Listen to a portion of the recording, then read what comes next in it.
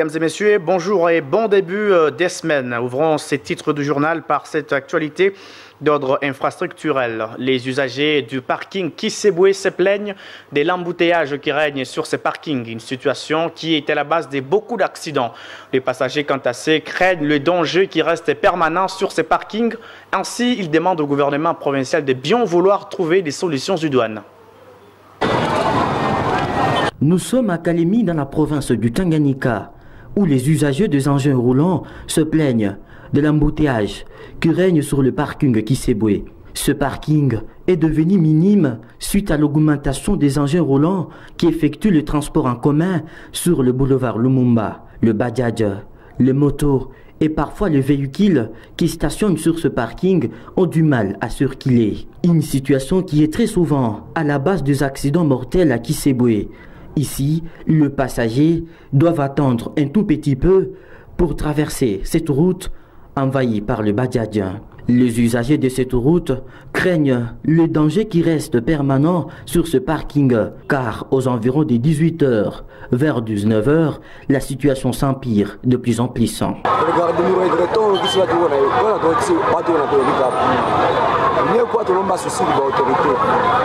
Avant tout, c'est la population qui peut protéger la population. Si manger na bateau qui sont habitables, il faut moyen à boulot. D'après, dans le parking, il y a ma Bajaj face yake, moto face yake. Il vient par jour. De ce cas d'accident, par jour. Donc, toute l'année, nous remet 365 jours. Le nombre de gens qui ont fait la cible. L'embouteillage n'est pas le seul problème qui se trouve sur le parking Kisebwe. À cela s'ajoute également le bruit qui assourdisse les oreilles de passagers parce que si 50 Bajaj stationnent sur ce parking, c'est qu'il doit y avoir 50 mégaphones allumés pour inviter leurs clients. Les commerçants installés à proximité de ce parking sont victimes de ce bruit quotidien qui endommage leurs oreilles. Na makelele inapita tuna amani. Hata wenye wako mumilango na si wenye kutumika mapembeni, vraiment tuna amani juu ya mabajaji, makelele inapita. La saison de pluie s'annonce déjà. Ce parking sera dans le Grand Bourbier. Les passagers se verront de temps à autre de verser l'eau stagnante et la boue. La journée internationale de l'égalité des rémunérations entre femmes et hommes est célébrée le 18 septembre de chaque année. Les inégalités salariales sont-elles constatées en République démocratique du Congo? Cette question a été répondue positivement par l'inspecteur du travail, M. Sango Crispin, au micro de votre chaîne. En un mot, une rémunération, c'est un salaire, c'est un traitement. Après le travail abattu pour un travailleur, à la fin du mois, à la fin de chaque mois, il aura son lit, ce que nous appelons la rémunération. Ce principe existe. Il n'y a aucun document et un arrêté de la haute hiérarchie qui fait ce distinguo entre le salaire d'un homme et une femme. Je pense que la rémunération, elle est la même. D'abord, qui dit rémunération, le salaire a un caractère alimentaire. Et donc, je ne comprends pas, je n'ai pas assez d'une documentation qui stipule cela pour dire qu'il y a une différence entre la rémunération d'un homme et une femme. Je pense que la rémunération, elle est la même, elle est égale.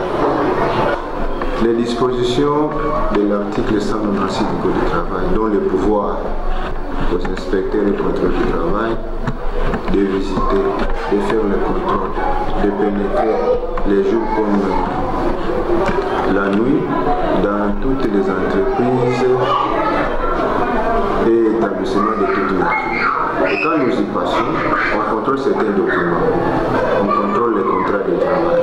Nous n'avons jamais constaté un contrat de travail qui est différent entre un contrat d'un homme et un contrat d'une femme.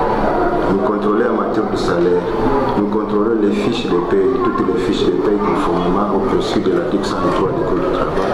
Nous constatons aussi les fiches de paie. Nous n'avons jamais constaté qu'il y a une différence de salaire. Peut-être la différence de catégorie, puisque nous avons la classification. de cette classification qui fait la distinction du salaire. Peut-être moi, étant un homme, à mes côtés j'ai un collègue dame, peut-être nous n'avons pas la même classification, qu'il peut y avoir la différence de salaire. Mais quand bien même, si j'ai un collègue qui est une dame, et cette dame est de la même catégorie et de la même classification que moi, eh bien, il n'a pas une messe à faire. Nous aurons, nous tous deux, la même rémunération.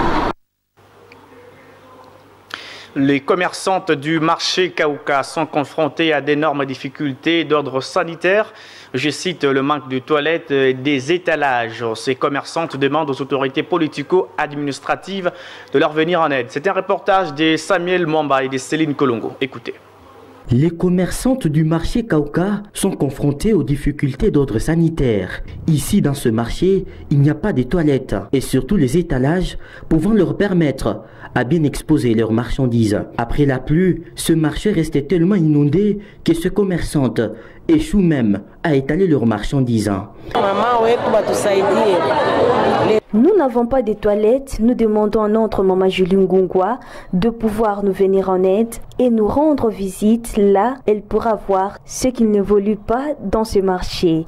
Si elle n'a pas le temps, qu'elle envoie même sa délégation, nous serons satisfaites.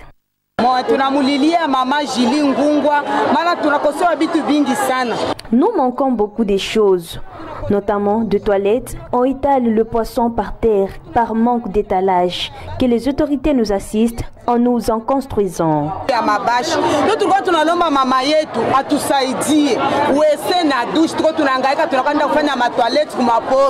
L'autre fois, ce marché n'avait même pas de tente. Ces mamans s'installaient sous les soleils ardents, étalant toujours leurs marchandises à même les sols. Seulement, grâce à l'association dénommée Éduquer une femme, c'est éduquer toute la nation qui travaille en collaboration avec les commerçantes du marché Kaouka, que ce marché a eu des tentes bien construites. Prend des initiatives pour aller chercher des prêts dans de microfinances qu'on ne peut pas citer ici, pour essayer quand même de donner des crédits à ces mêmes mamans qui à son tour va maintenant commencer à rembourser petit à petit. Chose qui a fait que le marché maintenant commence à briller, puisqu'il y a autant de mamans qui sont partis du néant, maintenant elles se retrouvent maintenant avec un capital consistant. Les commerçantes du marché Kaouka ainsi que l'association Éduquer la femme, c'est éduquer toute la nation, une structure œuvrant pour l'épanouissement de la femme de la province du Tanganyika, demande au gouvernement provincial de leur venir en aide. Oui, mais après l'installation de l'Office national d'hydraulique rural ONHR dans le Tanganyika, qui peut donc retenir des avancées des travaux de cet établissement étatique au cours d'une interview exclusive accordée à la RTGT, les directeurs provinciaux de l'ONHR dans le Tanganyika s'est dit ravi des avancées des travaux tout en soulignant le rôle qu'a joué son établissement dans la lutte contre le choléra. Suivez Kenge et Bassimik et Freddy au micro de la RTGT. L'Office national d'hydraulique rural, c'est un établissement public de l'État placé sous tutelle du ministère du Développement rural. C'est un service déconcentré. Comme mission assignée à l'Office national d'hydraulique rural, c'est la promotion de l'eau en milieu rural et périurbain. C'est promouvoir l'accès à l'eau potable à notre communauté rurale et périurbaine, mais aussi l'eau aux animaux domestiques et aux plantes aussi. Voilà les grandes lignes dans nos objectifs. Oui, dans la province, ça fait déjà à peu près 8 mois que nous sommes là. Nous sommes arrivés en février. Par rapport à notre plan d'action prioritaire PAC 2023, Tanganyika, et tout ce qu'on avait prévu pour cette année, on peut dire que nous sommes d'avancer petit à petit. Mais quelque part, il y a des lignes d'action où nous sommes avancés à pas de géant, à une vitesse là de croisière. Et il y a aussi des lignes qui n'étaient pas prioritaire pour nous, les lignes d'action n'étaient pas prioritaires, mais vu le contexte de la province de Tanganyika, avec les partenaires au niveau local, nous avons changé, adapté le plan d'action prioritaire et nous avons pris ces priorités de la province comme priorité des priorités. Entre autres, nous pouvons citer la mise en place de notre laboratoire d'analyse de la qualité de l'eau. Avec le choléra qui a fait rage ici, nous nous sommes dit non, même la loi relative à l'eau interdit une maison ou une ONG ou quelqu'un d'autre, moral ou physique, de donner l'eau impropre à la consommation. Nous avons mis en place le laboratoire d'analyse et contrôle de la qualité de l'eau. Nous avons formé nos laboratoires et donc le bureau labo contrôle de la qualité de l'ONH est déjà opérationnel. Et la population de Tanganyika, je peux tirer leur attention puisque depuis longtemps, la population ne savait pas qu'il y a un service de tutelle, un service de l'État qui s'occupe des ouvrages hydrauliques. Et ils ne savaient pas aussi qu'il y a les textes du pays, la loi relative à l'eau, les décrets portant la création et fonctionnement de l'ONH, et que la loi des lois, les principes, dit que nul n'est censé ignorer la loi. Et cette population doit s'appuyer sur notre service pour pérenniser les actions des humanitaires, mais aussi les actions du gouvernement. Sinon, si la population négligeait, la loi va tomber sur eux. Et cette année ici, c'est l'année de grâce, l'année de vulgarisation, mais l'année prochaine, là, on applique les textes. Un mouvement de panique marqué par la fuite des habitants a été signalé dans la nuit de ce dimanche 17 septembre 2023 dans le village Lukengwe, se trouvant à 30 km de Kalemi, axe Bendera. Selon une source sur place, le toit muni d'armes blanches serait derrière cette incursion. Suivez cet habitant joint au téléphone par Dieudonné Balangardi. C'était la situation de Bakari à 30 km de Kalemi. Tout près les miliciens ont entré dans ce village à 21h. Les populations ont pris la fuite jusqu'au niveau de Lukengwe. C'est ça ce qui s'est passé hier à 21h à Bakari, village Bakari. Ils ont pris près de 5 maisons là-bas. Ils ont pris les biens de la population, l'argent, leurs biens qui sont dans les maisons.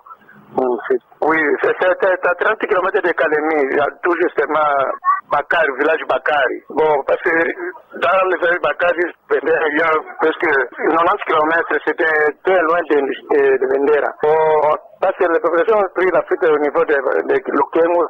On a pris ce sont les avions munis des armes. Oui, bon, la situation est déjà calme à partir d'aujourd'hui. Bon, c'est un autre niveau parce que il n'y a pas de sécurité. Nous demandons au gouvernement pour prendre les mesures pour la sécurité. Parce que chaque jour de pillage, chaque jour de menaces, nous demandons auprès des autorités prendre la sécurité sur Axe Bendera. Non, seulement chaque jour de pillage, de plaine Kindingi, à Gogo, menacer même au champ, on a d'être de menacer les populations dans l'air, les pillages sur la route, numéro 5, chaque jour, il n'y a pas de la paix ici sur Axe Bendera. Bon, nous demandons seulement les autorités prennent les décisions pour amener la sécurité dans cette route. Et puis les chefs des différents quartiers de la commune de Lukuga ont effectué les travaux d'assainissement communément appelés Salongo le samedi 16 septembre 2023 sur le long du boulevard Lumumba. Et l'objectif de ces opérations d'assainissement est de rendre propre la ville de Kalemi. Les détails avec Céline Kolongo. Dans le but de rendre propre la ville de Kalemi, le chef des différents quartiers de la commune de Lukuga et tous ses collaborateurs dirigeants des avenirs ont effectué les travaux d'assainissement communément appelés Salongo le samedi dernier. Ces opérations d'assainissement concernent le boulevard Lumumba vers l'aéroport de Kainda qui était déjà envahi par des herbes et des ordures. Cet assainissement de la ville n'épargne pas la plage publique de Kainda. Par cette occasion, le chef des quartiers ont disposer des différentes difficultés se trouvant dans leurs entités.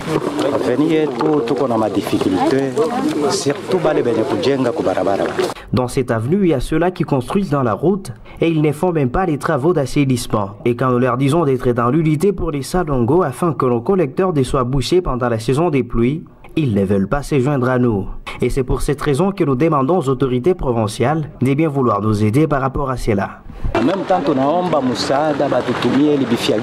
Certains d'entre eux demandent aux autorités politico-administratives de province du Tanganyika de pouvoir prendre des mesures visant à l'interdiction de la divagation de vaches dans la ville qui sont très souvent à la base de la destruction des infrastructures. Ces chefs de quartier exhorte par la même occasion le gouvernement provincial de poursuivre le projet d'implantation d'arbres à la plage Kainda.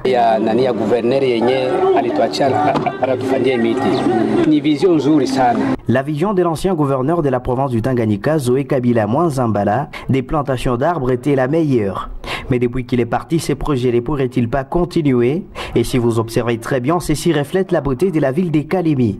Et selon moi, je trouve que ça serait mieux pour ses successeurs de bien vouloir continuer ces projets.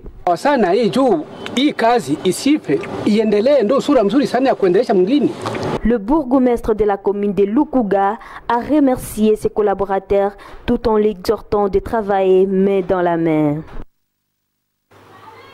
Et puis sport à présent dans ce journal, le 2 clubs congolais engagés aux interclubs de la CAF, à savoir le TP Mazembe en Ligue des Champions et les Saint-Éloi Lupopo en Coupe de la Confédération, se sont produits ce week-end. Les Corbeaux ont pris une option sérieuse pour les prochains tours, les Lompas sans doute. Le détail avec Dieudonné Balangardi. Ils ont été audacieux, ils ont fait dans la générosité, ils se sont sacrifiés. Les 2 clubs congolais engagés aux interclubs de la Confédération africaine de football ont fait leur sortie ce week-end. Ce qu'il faudra retenir, c'est un bilan d'une victoire et d'une défaite. Tout va donc se jouer au match retour. Pour son entrée en lice en Coupe de la Confédération africaine de football, le FC Saint-Éloi Lupopo qui s'est déplacé sur les terrains des Sekoukoune United FC en terre sud-africaine, les Cheminots se sont inclinés par la note des 3-1 et devront donc faire mieux lors de la phase retour pour espérer franchir ce deuxième tour préliminaire qui se jouera à Kinshasa. Cueillis à froid, les jaunes et bleus se faisaient punir avant même le quart d'heure de jeu. Oizo ouvrait les scores à la 12e minute. La réaction de Lupopo ne tardera point. Jonathan Mokondi remettait son club dans la partie 3 minutes après avoir concédé l'ouverture du score.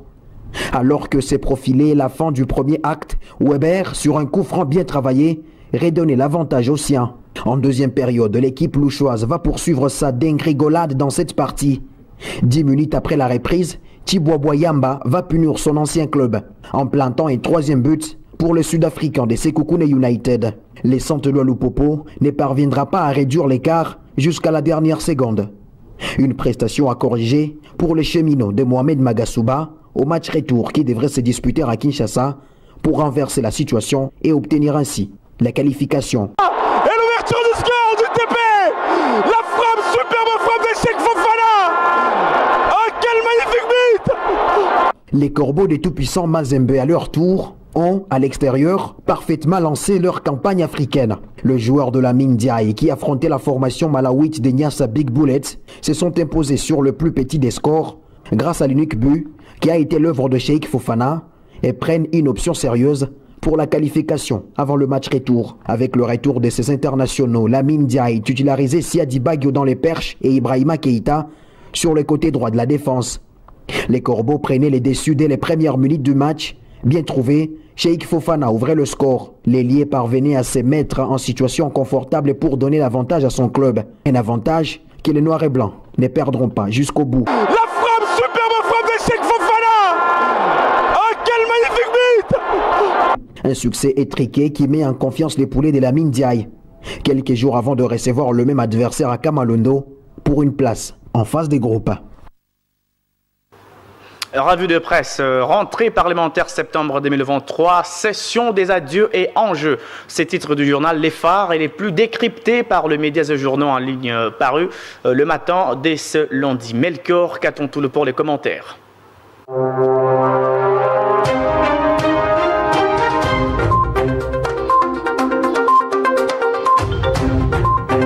l'ouverture de la session parlementaire du mois de septembre est le sujet le plus commenté par les journaux parus ce lundi 18 septembre 2023 dans la ville capitale Kinshasa. Mesdames, Mesdemoiselles et Messieurs, revue de presse. Le Parlement congolais a ouvert vendredi 15 septembre 2023 la session ordinaire de septembre 2023, la dernière de la législature, essentiellement budgétaire, rapporte la prospérité. Le processus électoral déjà en cours préoccupe l'Assemblée nationale et le Sénat et a constitué dès ces premiers jours un des points sur lesquels les speakers de ces deux chambres ont martelé, constate le journal. Le président du bureau de l'Assemblée nationale, Christophe Mbosso, a présenté les axes principaux sur lesquels les travaux de sa chambre législative vont se focaliser pendant la session parlementaire ordinaire de septembre 2023, précise la tempête des tropiques. C'est sur base de ce processus électoral que la session budgétaire de 2023 sera écourtée afin de permettre aux élus du peuple de participer aux prochaines élections prévues le 20 décembre, renseigne l'agence congolaise de presse, l'ACP. La session de septembre 2023 coïncide avec la période électorale, rappelle le phare et en règle générale analyse le quotidien. Les hommes politiques ont tendance à promettre des gros budgets. Cependant, ajoute le tabloïd, le risque est de voir en 2024 les promesses électorales faites en 2023 ressembler à de la démagogie pour tous les prochains quinquennats. Alors, les au revoir entre collègues de la législature 2019-2023 risquent de se transformer en adieu entre les parlementaires et leurs électeurs, conclut le phare. Cette session étant essentiellement budgétaire, l'avenir indique que le Premier ministre Jean-Michel Sama Lukonde a déposé le 15 septembre 2023 à l'Assemblée nationale le projet de loi de finances 2024 évalué à 40,463 milliards de francs congolais, soit un accroissement de 24,7 par rapport au budget de l'exercice 2023 chiffré à 32,457 milliards de francs congolais. Pour le chef du gouvernement, les fonds conséquents ont été alloués au secteur de la défense, de l'enseignement, des réformes et pour la poursuite du programme de développement local de 145 territoires de taille le quotidien. Selon Congo Nouveau, le budget 2024 rencontre aussi au niveau de la santé la question de la couverture santé universelle avec cette innovation sur la gratuité de la maternité et le suivi post-accouchement. Pour la troisième année consécutive, rappelle Econews, le Premier ministre Jean-Michel Sama Lukonde Kyenge a déposé dans le délai le projet de loi de finances. Le hebdomadaire précise que le prescrit de l'article 126, alinéa 3 de la Constitution de la RDC, qui consacre les dépôts du projet de loi de finances, indique qu'il doit être déposé au plus tard le 15 septembre. Mesdames et messieurs, c'est tout pour ce journal d'aujourd'hui. Voilà, mesdames et messieurs, comme vous l'avez compris, c'est par là que nous mettons un point à ce journal. Merci de l'avoir suivi. Merci également à la technique sophistiquée de Nelson Castro. Quant à vous, restez branchés pour la poursuite de votre meilleur programme. À plus.